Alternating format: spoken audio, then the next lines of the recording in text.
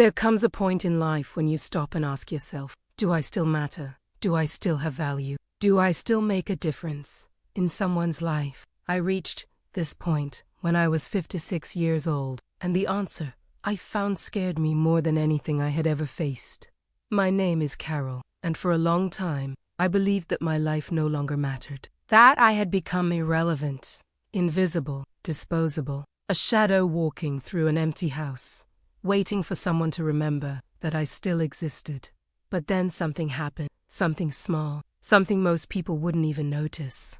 And that moment changed absolutely everything. Before we begin, if you're touched by these issues and want to hear more stories like this, subscribe to the channel and turn on notifications. That way, you'll be notified whenever a new story about people who thought they no longer mattered, but discovered something different, is uploaded for shared here. Don't miss the chance to hear more stories from those who found meaning where there seemed to be none. It all began quietly. It wasn't a dramatic event. It wasn't a sudden tragedy. It was something far worse. It was the slow, painful, and inevitable realization that I had ceased to exist for the people I loved most. I don't know exactly when it started. I try to remember. I search my memory for the exact moment, but I can't find it. Maybe it's always been like this, and I just hadn't realized it. Or maybe it happened little by little, so slowly, so gradually, that I couldn't identify exactly when I became irrelevant. But there were signs. Many signs. Small signs that I had ignored for years, that I had swept under the rug, that I had justified with excuses that sounded reasonable but that, deep down, I knew were lies I was telling myself. The calls I made would take days to be returned. Sometimes a whole week, sometimes longer. And when they finally did return, the calls were quick, superficial, as if it were just an obligation being fulfilled. The messages I sent received short, automatic, lifeless replies. Okay, Mom, all right. We'll talk later. Replies that said nothing. That didn't open doors. That shut down conversations before they even began. The invitations I extended were always refused, with excuses that, varied but deep down they were all the same. I'm busy. Mom, not today. I have too much work. Ethan is sick. It won't work. We'll talk later. Then it never arrived. So it was an empty promise that hung in the air and dissolved without leaving a trace. I have 2 children. Sarah is 32 years old. Always was independent, determined, focused, with a clarity of purpose that I never had. From a young age, she knew exactly what she wanted. And what she wanted, I realized over the years, rarely included being near me. I used to think it was just a phase, adolescence, rebellion, a need to assert herself. I told myself when she grows up, when she matures, when she has her own children, she understand, she get closer, she really see me. But that's not what happened. Sarah had a son 3 years ago, my grandson, Ethan, a beautiful boy, with big brown eyes, an easy smile and a laugh that fills I saw him. I was there at the hospital. I held him in my arms when he was just a few hours old. That small and perfect weight, that smell of newness, of life, of hope. And I thought, with a full heart, now, yes, now she's going to need me. Now things are going to be different. But it wasn't. Sarah had a structured, organized life, planned down to the smallest detail. A present and involved husband. Close friends who the helped everything included. Qualified nannies. A complete, efficient, and functional support network. A network that didn't include me. I offered help so many times. Sarah, I can watch Ethan while you work. Sarah, I can help with meals. Sarah, I can do the shopping for you. I always got the same answer. No need, Mom. Everything's under control. Under control. Without me. I saw pictures of him growing up on my phone. Pictures she posted on social media. Birthdays that happened and that I discovered from the photos. Walks in the park. Trips. Parties. A whole life unfolding just a few kilometers away. But it seemed to be on another planet. A planet to which I had no access. Sometimes I would drive to her house, without warning, just to see if I could catch a glimpse of him through the window. Just to feel like I was part of that life, in some way. And I always felt pathetic afterwards. A grandmother spying on her own family from afar, like a stranger. And my son, Michael, he's 29 years old. He's always been different from Sarah, closer, more affectionate, more present. As a child, he would come to me for everything, to tell me about his day at school, to show me a drawing, to share a secret. I thought that bond was unbreakable. I thought Michael would be different, that he wouldn't walk away. But I was wrong. He moved to another city 5 years ago, Seattle, on the other side of the country, because of work, he said. An incredible opportunity he couldn't refuse. A tech company, high salary, potential for growth. And I understood. Of course I understood. I always understood. To have always supported, I always put their dreams before my own. I always said, "Go, son, follow your path. I'll be fine." But understanding didn't make it any easier. And saying it looked good didn't make it true. In the beginning, when he had just moved in, he would call every week, religiously, Sunday night. We would talk for hours. He would tell me about everything, about the new apartment, about his coworkers, about the city, about how everything was different but exciting. And I listened, happy for him, but with a tightness in my chest that I couldn't name. But gradually, almost imperceptibly, the connections changed, becoming rarer. Once a while a week, turned once every 2 weeks. Then once a month, then once every 2 months. Then, almost never. And when he finally called, it was different. I could feel it. The conversations were shorter, more superficial. He was always in a hurry. There was always something more important going on. "Mom, sorry. I have a meeting in 5 minutes. Mom, I'm in the middle of a project here. I'll call you later. Mom, the guys are calling me. We'll talk later." Then it never arrived. Those guys were always more important than me. And me. I sat there, alone in the room, holding the phone, staring at the screen that went dark again, wondering when I stopped being a priority. When I became someone people talk to when they have spare time, when they have nothing better to do. My husband, David, died 8 years ago, pancreatic cancer. Fast, brutal, and cruel. From diagnosis to death, it was only 6 months. 6 months in which I watched the man I loved wither, weaken, and disappear before my eyes. And then he left. And I was left alone, alone in that house that was too big, in that silence that was too heavy, in that emptiness that seemed endless. The first few years were the worst. I didn't know what to do with myself. I didn't know how to exist without someone to take care of. I had spent 30 years being a wife, being a mother, caring, solving problems, organizing, being present, being useful, and suddenly, nobody needed me. Sarah had her own family, her own world. Michael had his own life, his own path. And David was no longer there to share the days, the meals, the bedtime conversations. I found myself alone, completely, utterly alone. And the worst part, I gradually realized that nobody missed me. I could go days without speaking to anyone, entire days in silence, just me and my thoughts, me and the empty walls, me and the television left on, only to create the illusion that there was life in the house. And nobody noticed, nobody called to ask if I was okay, nobody showed up unannounced, just to have a coffee. Nobody sensed that something was missing. I had become invisible, a presence that could be or not be, and no one would notice the difference. And when you're invisible for long enough, when you spend years being forgotten, being left aside, you start to believe that you no longer exist, that it doesn't matter, that your life has no value, that you make no difference. It was on a Tuesday that I finally admitted this to myself, that I stopped running from this truth, that I looked it in the face. I was sitting in the living room, doing nothing, just sitting, looking out the window, watching the day go by, watching people walk down the street, watching life happen outside while I was trapped in here, in this emptiness. And I thought, for the first time with total clarity, what would happen if I simply disappeared, if I no longer existed? How long would it take for someone to notice? And the answer came quickly, cruelly, inevitably. Days, maybe weeks, maybe longer.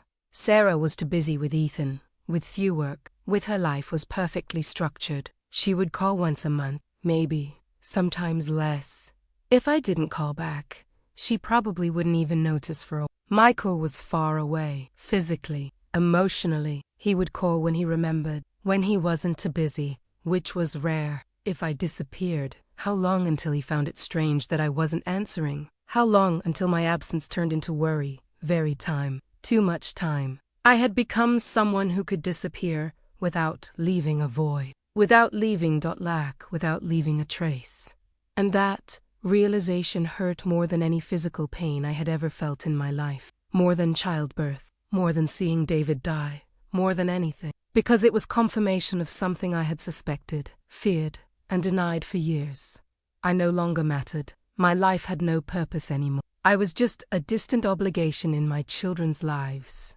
A person they called from time to time, out of duty, not out of desire, out of guilt, not out of love. I started to wonder, in those silent and empty days, was it worth it? All those years of dedication, giving up my dreams to fulfill theirs, putting everyone else first. Always being last, always the one that waits, always the one who understands. Was it worth it? And I couldn't find an answer that didn't break me inside. It was that week that I made a decision. Or rather, a decision took shape within me, growing silently until it became inevitable. I stopped calling. I simply stopped. I didn't call Sarah. I didn't text Michael. I didn't ask how they were doing. I didn't ask for pictures of Ethan. I didn't do anything. I just waited because I needed to know. I needed to be sure. How long would it take for them to notice? How long until someone missed me, until someone strang me silence? And while I waited, while the days passed one after another in silence, while the phone remained silent, not ringing, not vibrating, not bringing any proof that I mattered to anyone, I began to realize something disturbing, something that affected me in a way I couldn't fully explain. I had done something. I had built something without realizing it over all these years.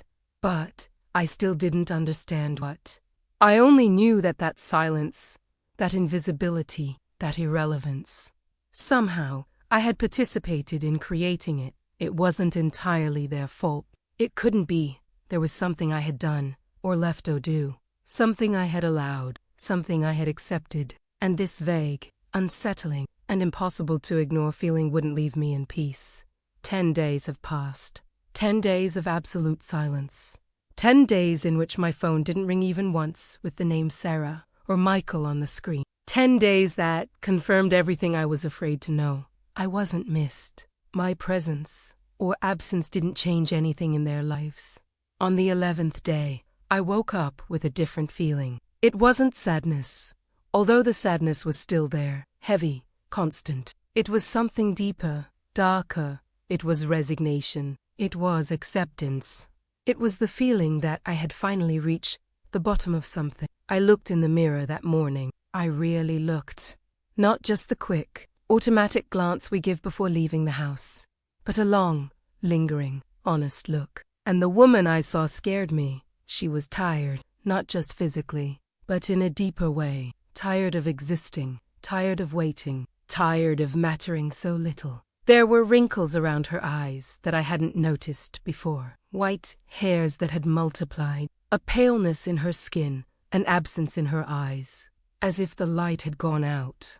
And I thought, when did I stop taking care of myself? When did I stop seeing myself? The answer came easily, when I realized that no one else was looking. Why bother dressing up if no one will see? Why bother taking care of yourself if no one will notice? Why try if you're invisible anyway? I had spent years erasing myself, literally, physically, emotionally. I had stopped wearing the clothes I liked because I felt they no longer made sense. I had stopped taking care of my hair, my skin, myself, because I had internalized a lie that I was no longer worth the effort. It was on that same day, on that strange morning when everything seemed suspended and unreal, that I decided to do something I hadn't done in a long time. I decided to leave, not to any specific place, just to get out, to walk, to breathe air that wasn't the stale air of that house. I threw on some random clothes, I grabbed my bag. I locked the door, and I started walking aimlessly, without a destination, just letting my feet take me where they wanted. It was a beautiful day, gentle sunshine, blue sky, with a few fluffy white clouds, pleasant temperature, the kind of day that should make anyone feel good. But I felt hollow, empty, like I was walking through a movie, watching my own life from the outside, without really being present. I walked through a square. There were children playing, mothers chatting in small groups, dogs running around, life happening. I sat on a bench, just observing, not participating, and that's when she appeared. A woman, older than me, maybe 70, maybe more, completely white hair, tied in a loose bun, simple but clean clothes. A face marked by time, but with lively, bright, attentive eyes. She sat on the same bench, on the other side, and we stayed there, two strangers sharing the same space, each immersed in her own thoughts, until she spoke. Beautiful day, isn't it? I looked at her, surprised, not because the question was strange, but because it had been so long since someone had spoken to me, without me initiating the conversation. Yes, I said, it's beautiful. She smiled, a gentle, genuine smile. But you don't seem to be enjoying it very much. I was speechless, because she was right, and because it was strange to be noticed, to be perceived. I'm just tired, I said, offering the automatic response I had given so many times. She looked at me in a way that disarmed me, as if she could see right through me. Tired of what? And that question, so simple, so direct, caught me off guard. Of everything, I said, before I could scold myself, of being invisible, of not mattering, of existing without truly living. She nodded slowly, as if she understood exactly what I was saying. I know that exhaustion, she said, looking at the children playing. I spent years feeling like this, thinking my life was over, that I had no more value, that nobody cared whether I was here or not. I looked at her more closely, because it was as if she were describing exactly how I felt. And what did you do? I asked, almost in a whisper. She looked at me again, and there was something in her eyes, something I couldn't quite identify. Wisdom, perhaps, or peace, or both. I stopped waiting, she said. What are we waiting for? To wait, for someone to tell me off, that permission to import. Waiting for someone to tell me I had value. Waiting for my life to gain meaning through other people. His words hung in the air, heavy, true. But how? I asked. How do you do that? You stop looking outside and start looking inside. You stop measuring your worth by how much others seek you out and start measuring it by how much you seek yourself out. I didn't fully understand, not at that moment, but something in those words resonated within me. Let me ask you a question, she said, turning completely to face me. When was the last time you did something just for yourself, not for your children, not out of obligation, not because someone needed it, but just for yourself, because you wanted to, because it made you happy? I opened my mouth to answer, and then I closed it, because I couldn't remember. I couldn't recall a single recent moment when I had done something just for myself. Everything was for someone else.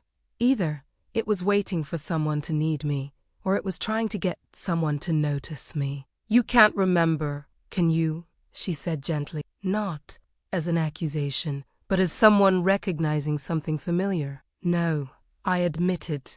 And do you know why? Because you spent so much time trying to be important to others that you forgot to be important to yourself. You spent so much time waiting for someone to see you that you stopped seeing yourself. Tears began to burn my eyes, because she was right. She was completely right. But they are my children, I said, my voice breaking. I raised them. I dedicated myself to them. I deserved at least to be remembered. You deserve it, she said firmly. But you can't beg for it. You can't plead to be seen. Because when you do that, when you become small, when you fade away, you teach people to treat you as if you were small, as if you were invisible. I sobbed. I couldn't hold it in, because she was saying something I knew deep down, but had never been able to admit. She placed her hand on my shoulder. Honey, Can I tell you something that took me 70 years to learn? I nodded, unable to speak. Your life matters, regardless of how many people realize it, regardless of how many people call, regardless of how many people care. Your life matters because you are alive. And as long as you are alive, you have value, you have purpose. You have the right to exist fully. But how? I asked again, desperately. How do I do this when I feel so empty? You start small, one step at a time. You wake up in the morning and, instead of checking if anyone has texted you, you ask yourself, what do I want to do today? You walk past the mirror and, instead of seeing just a tired woman that nobody looks at, you see a person who deserves care. Your own care. She stood up, as if to leave. But before she did, she said, do you want advice from an old woman who's been where you are? Yes, I said. Stop counting the days waiting for someone to call you, and start living the days doing things that. Do you want to wake up tomorrow? Life isn't out there in the people who have forgotten you. Life is here, inside you, waiting for you to remember it. And then she was gone. She walked slowly across the square and disappeared among the trees, and I stayed there, sitting on that bench, with her words echoing in my head. I had spent years hoping that my life would gain meaning through my children, through being needed by them, through being remembered by them. But what if the meaning wasn't there? What if it was somewhere else? What if it were inside me? I didn't fully understand yet. I didn't know how to do what she had suggested. But something had stirred inside me, something small, something fragile, butyrial, a spark, a possibility, a question I had never asked before. What if my life could matter, even if no one else noticed? What if I could exist, truly exist, without needing their validation? I didn't have any answers. But for the first time in a long time, I had questions that didn't make me want to give up. In the days that followed the meeting in the square, something began to change. Not drastically, not in an obvious way, but something was different. I was different. Or perhaps I was beginning to allow myself to be different. I started small, as that woman had suggested. Too small to seem significant, but significant enough to me. The next morning, instead of grabbing my phone as soon as I woke up to check if anyone had contacted me, I stayed in bed for a few minutes. Just breathing, just existing, just feeling my own body, my own heartbeat, my own presence.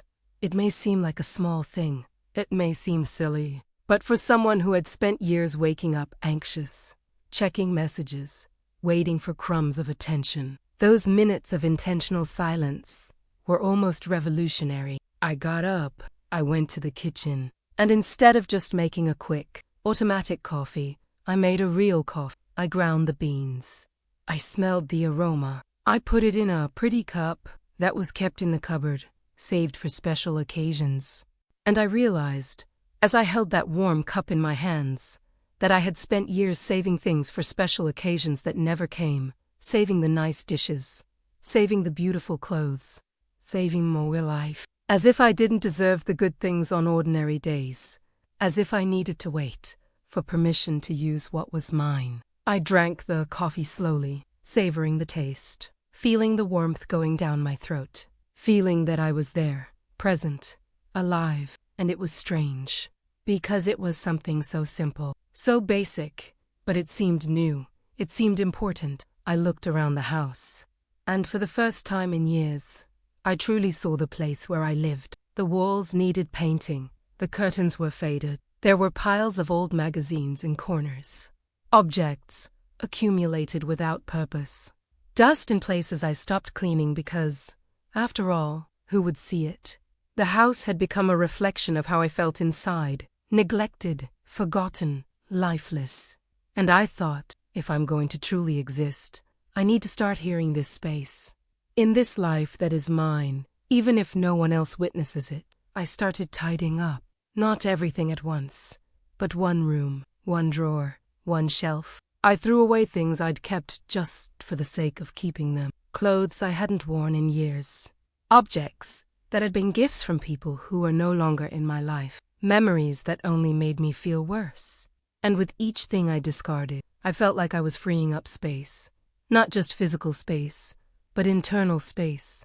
Emotional space. Space for something new, for something different. Paint the room all by myself. I chose the color, a soft blue that calmed me just by looking at it. And I spent 2 whole days painting, going up and down the stairs, staining my hands, tiring my body. And it was lib, because I was doing something, not waiting, not asking, not begging for attention, just doing, creating something, transforming something, choosing something. And when I finished, when I looked at that blue wall, at that space that I had transformed with my own hands, I felt something I hadn't felt in a long time. Pride in myself. 2 weeks had passed since I stopped calling Sarah and Michael. 14 days of silence from them. 14 days in which he hadn't received a single message, a single call. And for the first time, it didn't destroy me. Did it hurt? Yes, it still hurt. The wound was still there, open, sensitive. But something was different now. There was a part of me that was beginning to understand that their silence didn't define my worth. It didn't determine whether my life mattered. Because I was starting to matter to myself. And that, I was discovering, changed everything. One day, while tidying a closet, I found an old box at the back. I opened it, and inside were notebooks. Lots of notebooks. Notebooks that I had kept for years and completely forgotten about. I picked one up. I leafed through it, and I recognized my own handwriting. Younger, more hopeful. They were diaries, poems, stories that I had started writing when I was younger, before getting married, before having children, before losing myself in the roles of mother and wife, and forgetting that I had been something else before, too. I had forgotten that I enjoyed writing, that I spent hours creating worlds, characters, stories, that it made me happy in a way that nothing else did. And then life happened. Marriage, children, responsibilities, and little by little, those notebooks were put away, forgotten, buried at the bottom of a closet, as if that part of me no longer had the right to exist. I sat on the floor, with those notebooks all around me, and I started to read. And it was like meeting an old friend again, a version of myself that I had abandoned. A Carol who had her own dreams, who had a voice, who had things to say. And I cried, not from sadness, but from recognition, from longing for myself. I picked up one of the empty notebooks, a pen, and I started writing, without knowing what, without planning, just letting the words flow. I wrote about loneliness, about feeling invisible, about that woman in the square, about the coffee in the pretty cup, about the blue wall. I wrote about the pain, but also about the small spark of hope that was beginning to grow inside me. And when I finished, when I looked at those full pages, I felt something extraordinary. I felt seen by myself. I started writing every day, in the morning, with coffee, in the pretty mug, in those sacred minutes, before the world woke up and started pulling me in all directions. And it was as if, word by word, I was rebuilding myself, rediscovering myself, remembering who I was beyond a mother, beyond a widow, beyond someone who hoped to be remembered. It was on one of those mornings, while I was writing, that the phone rang. I looked at the screen. Sarah, my heart raced. My first reaction was to pick it up immediately, as I always did, as if his call was the most important thing in the world. But I hesitated, because I was in the middle of something. I was writing. I was present with myself. And I realized that, for the first time, I didn't want to drop everything to attend to it. Not because I was angry, but because what I was doing mattered. And I mattered. I let it ring until it went to voicemail. A few minutes later, she sent a message. Mom, I tried calling. Are you okay? I looked at that message, and all the automatic responses came to mind. I'm sorry, dear. I was in the bathroom. I'm sorry. I didn't see. Of course I'm fine. Why wouldn't I be? But I didn't reply right away. I finished what I was writing. I drive on only then Tenjai. I'm fine. I was busy. I'll call you later. Busy. A word I'd never used with them, because I was never too busy for them. I was always available, always waiting, always ready to drop everything. And that small change, that small affirmation that I had things to do, that my time had value, seemed monumental. Hours later, I called back. "Hi, Mom, you disappeared. Are you okay?" "Everything," I said calmly. "I've just been busy." "Busy with what?" And I realized she seemed genuinely surprised, as if it were impossible for me to have anything to do but wait for her to call. "I've been tidying up the house, painting, writing." Writing what? "Just things, thoughts, stories." She didn't know what to say. Cool. There was a pause, and then she said, "Mom, I noticed you haven't been calling. You haven't been texting, and I thought it was strange. You always call." "I know," I said, but I realized I was always doing the same thing. Always waiting, always chasing, and I needed to stop. To stop? I need to stop putting my whole life on hold, waiting for someone to remember me, waiting for someone to tell me that I matter. Silence on the other end. "Mom, you matter." "Of course you matter. Do I care?" I asked gently, not angrily, but honestly. "Sarah, it's been 3 weeks since you last called. You didn't even notice I stopped trying to contact you." I was busy. With Ethan, with work. "I know, and that's okay. You have your life, but I have mine too. Or at least, I'm starting to have it again." More silence. "I'm sorry, Mom. I didn't realize you felt that way." "It's not about blame," I said. "It's about understanding. I spent years waiting for you to make my life meaningful, waiting for you to see me. But I realized I can't put that burden on you. I need to see myself. I need to make my life meaningful for myself. I don't know what to say. You don't need to say anything. Just think about it. And if you really want to see me, if you really want to be a part of my life, I'm here. But I'm not going to beg for it anymore." I hung up shortly after, and I stayed there, holding the phone, feeling something new. It wasn't triumph. It was something more subtle. It was dignity. It was self-respect. It was the feeling that I had defended myself without attacking, that I had set a boundary without closing the door. And I realized something fundamental when I changed how I saw myself. When I stopped treating myself as someone who didn't matter, the world around me began to respond differently. Sarah had called for the first time in weeks. Not because I had begged, but because my silence had spoken louder than my pleas ever. When you stop chasing, when you stop erasing yourself, when you simply exist with dignity, people notice. Maybe not immediately, maybe not everyone, but they notice. Because you are vibrating different. You are emanating something different. You stopped begging and started existing. And life, I was beginning to understand, responds to that.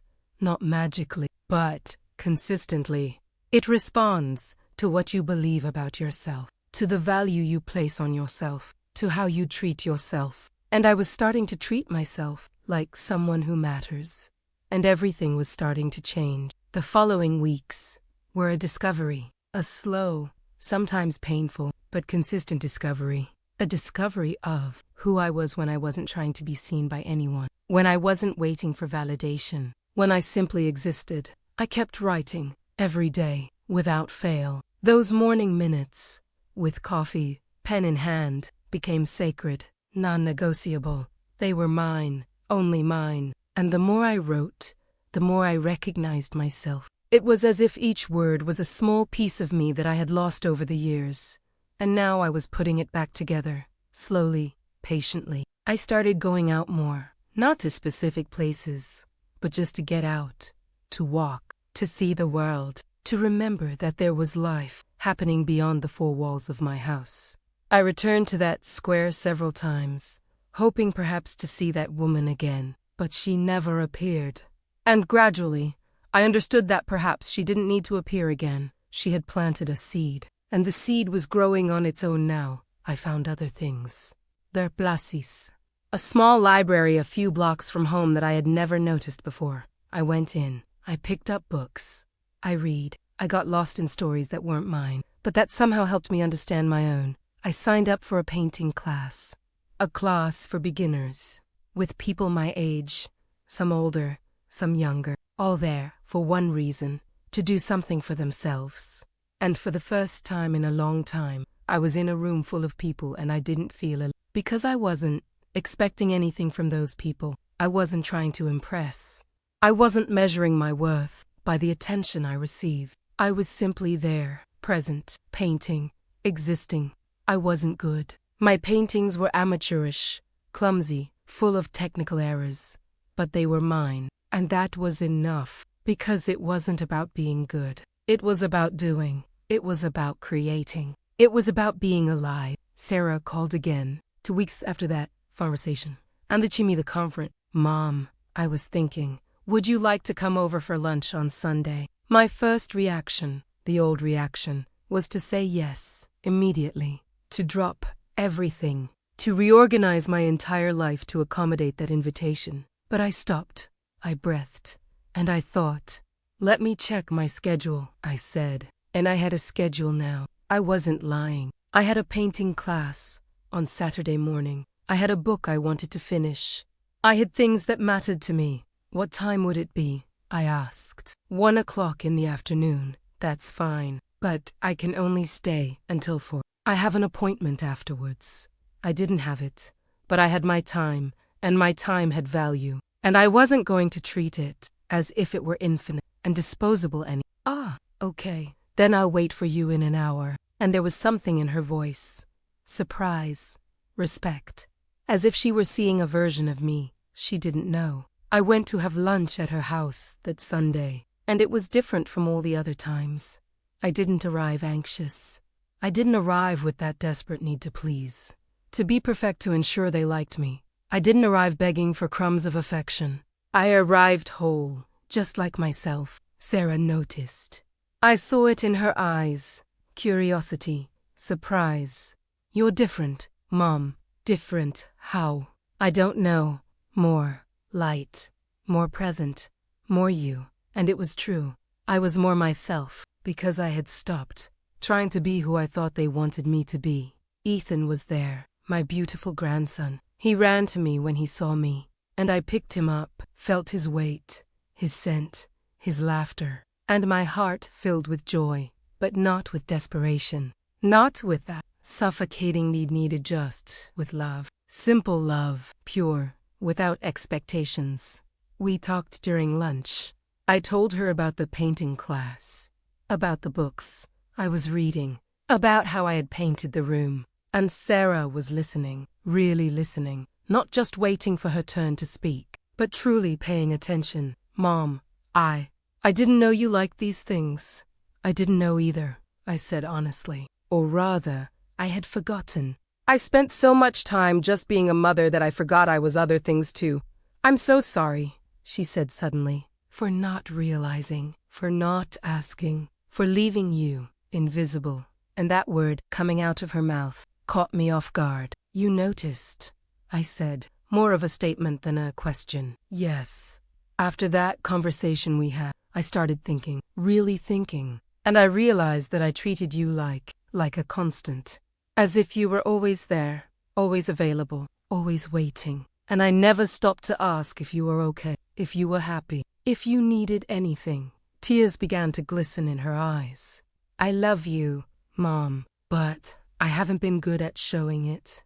I haven't been present, and I want to change that. I took her hand. I love you too, and I want you to be present, but not out of guilt. Not because I demanded it. But because you want it, because you choose it, because I'm important to you, not because I'm an obligation. You are important, she said firmly. You always have been. I just didn't realize you didn't know that. And there it was. The raw truth. I didn't know, because they had never shown it in a way that I could feel. And I had spent years waiting for them to realize it on their own. But they wouldn't notice. Because I had taught them that everything was okay, that I didn't need anything, that I was strong on my own. And now, by changing, by setting boundaries, by existing with dignity, I had created space for them to truly see me, not because I had begged, but because I had stopped accepting invisibility. Michael called a few days later, for the first time in months. Mother, Michael, what a surprise. I know. Sorry for disappearing. I Sarah told me about you too. About how different you are. I am, yes. And I wanted to say that. I also realized that I haven't been a good son. That I've neglected you. Michael, let me finish. I've been thinking about how I always thought you were okay. That you were strong. That you didn't need me. But I realized that was convenient for me. It was easier to believe that than to admit I was being selfish. I took a deep breath. Michael, I appreciate you saying that. But I also have my share of responsibility. I always pretended I was okay. I always said everything was great. I never let you see that I needed to, because I was afraid. Afraid of being a burden. Afraid of pushing you even further away. You would never be a burden, Mom, but I believed it would be. And believing that, I behaved as if it would. I erased myself. I became invisible. And you simply accepted that version of me because it was easier. Silence. You're right, he finally said. And I want to do things differently. I want to be present, for real, then be here, I said, but not out of guilt.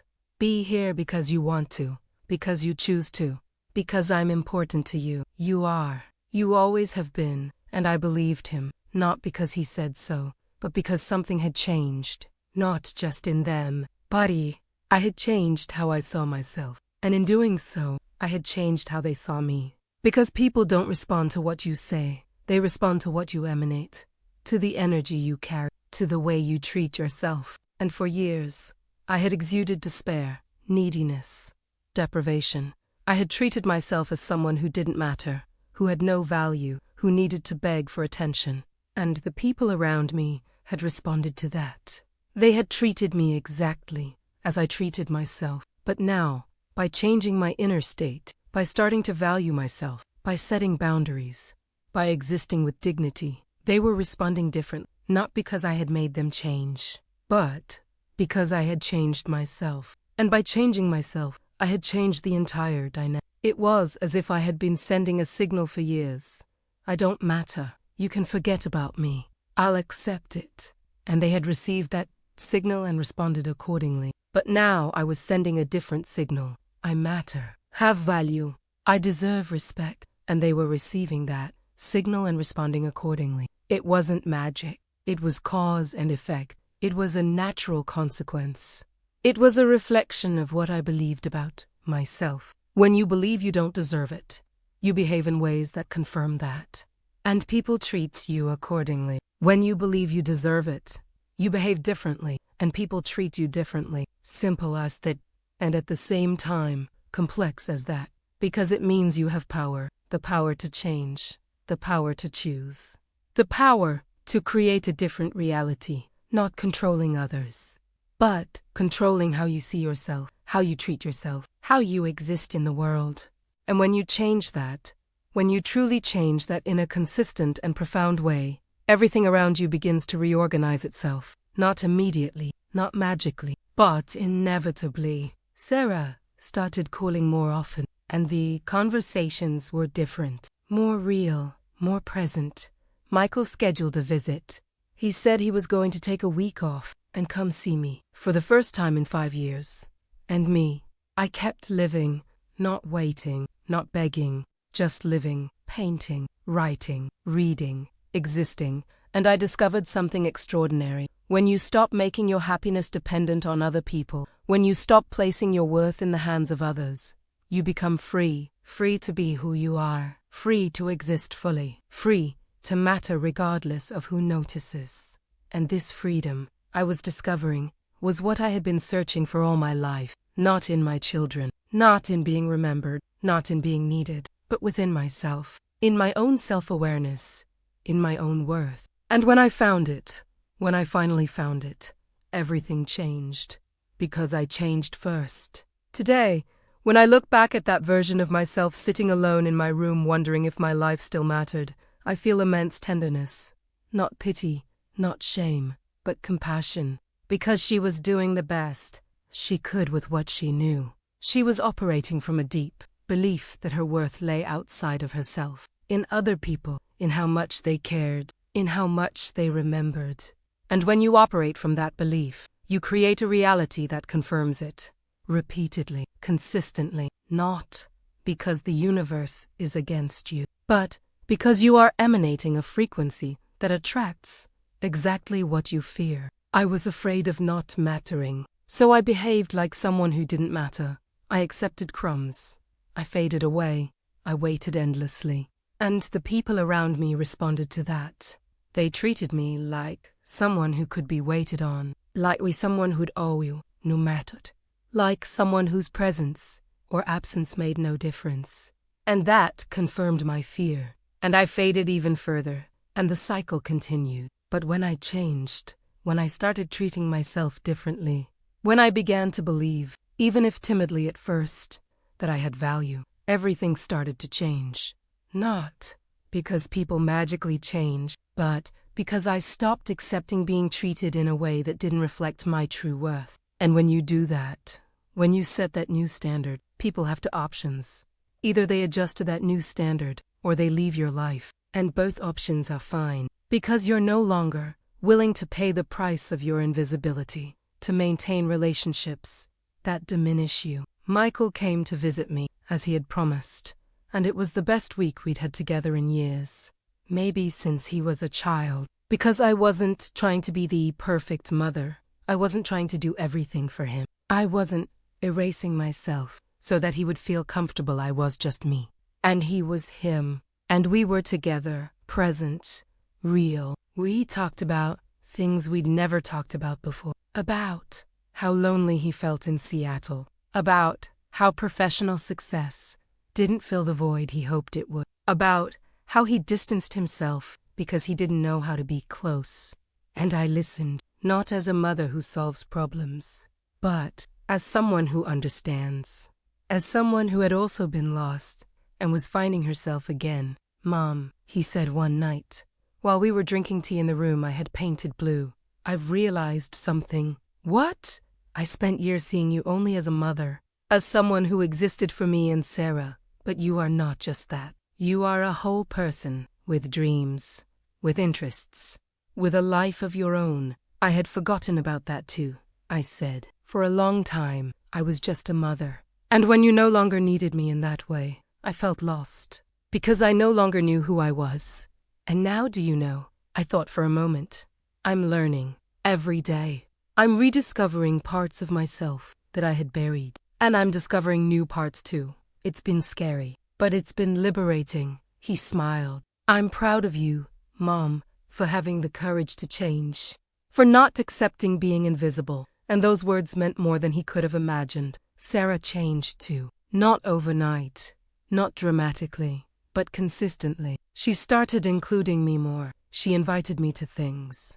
She sent me pictures of Ethan without me asking. She called just to chat, not out of obligation. And most importantly, she began to see me as a person. Not just as a grandmother, not just as a mother, but as Carol, a 56-year-old woman who was rediscovering life. One Saturday, she showed up at my house unannounced, bringing Ethan. "Mom," I was thinking, "would you like to spend the day with us?" No commitments.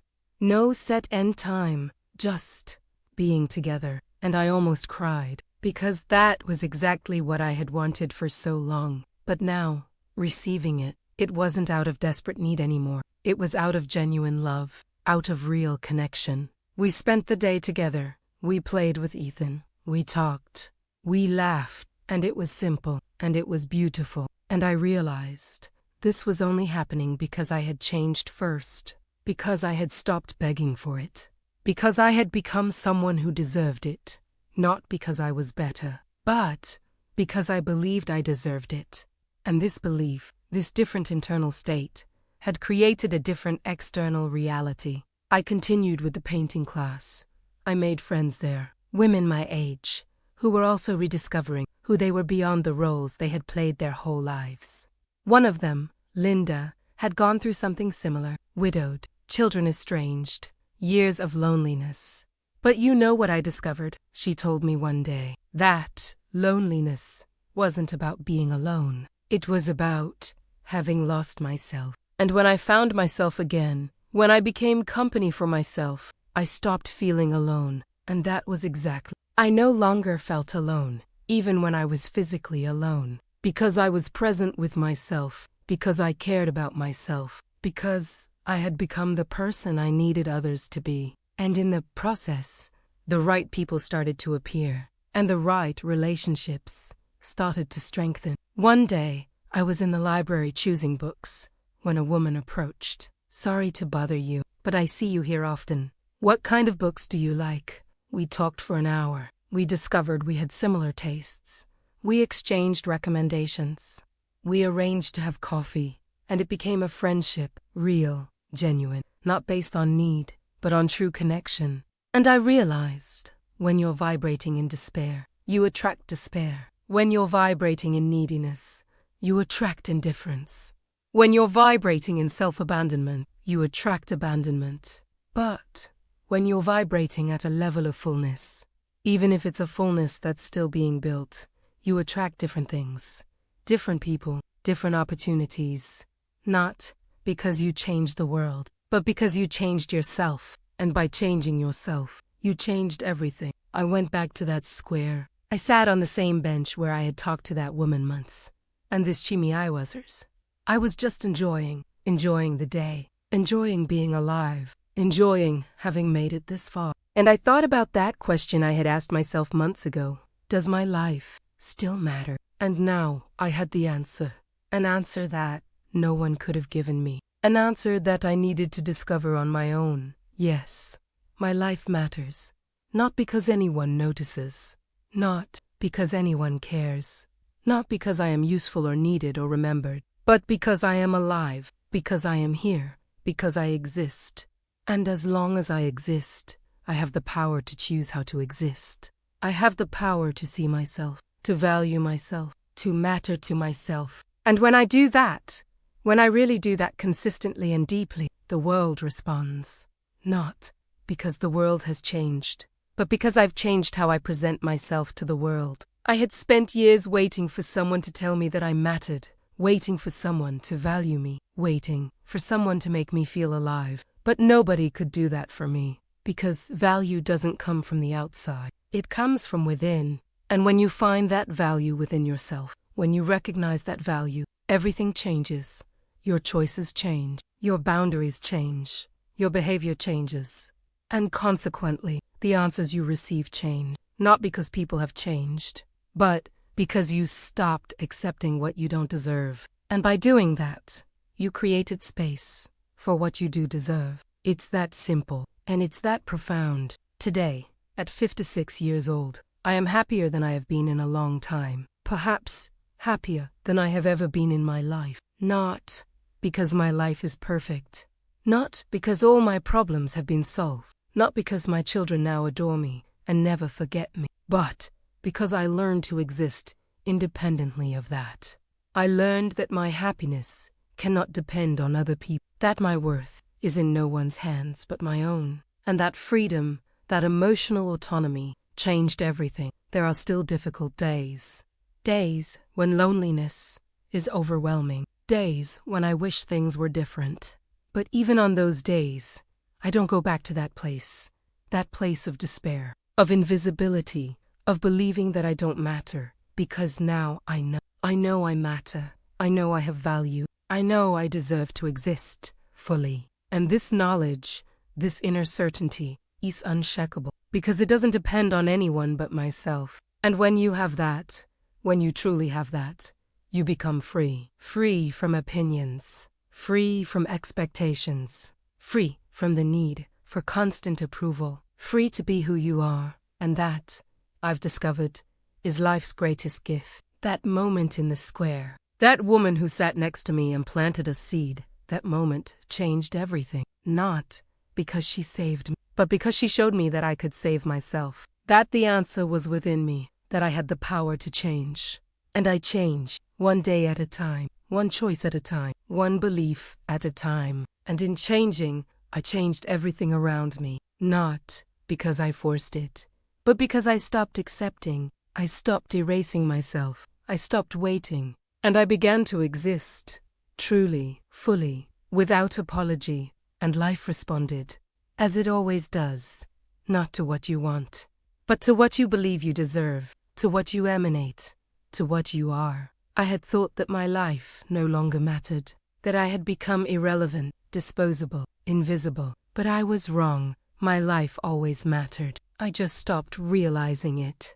I just stopped believing it. And the moment I started believing again, the moment I started seeing myself again, everything changed. Because this is the secret no one tells you. You don't need anyone to validate your existence. You don't need anyone to value you. You don't need anyone to make you feel alive. You already have all of this. You always have. You just need to recognize it. You just need to give yourself permission. You just need to start treating yourself like someone who matters. And when you do that, when you really do that, everything changes. Not magically, but inevitably, because life is a reflection of what you believe about yourself. And when you change that belief, when you change who you believe yourself to be, life reflects that back to you, consistently, inevitably, perfectly. If this story touched you in any way, consider subscribing to the channel and turning on notifications. That way, you'll be notified whenever a new story like this is shared here. And if you feel like it, leave a comment. You can share if you've experienced something similar, what this story evoked in you, or even where you're watching from. Sometimes, writing a few words is the first step in realizing you're not alone.